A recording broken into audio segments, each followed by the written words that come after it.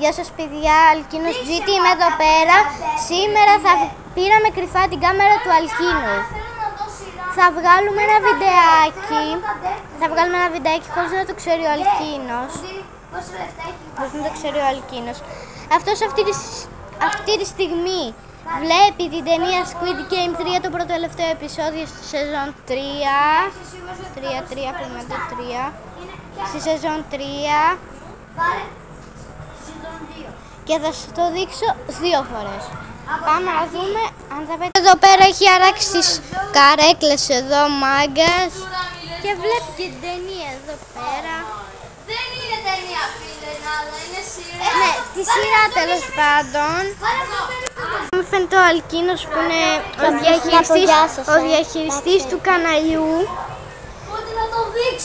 Που είναι ο διαχειριστής του καναλιού. Εγώ έκανα βίντεο αλλά μ' άφησε. Οπότε, ο διαχειριστής του καναλιού. Καρακλάκιας παιδιά, ο Καρακλάκιας.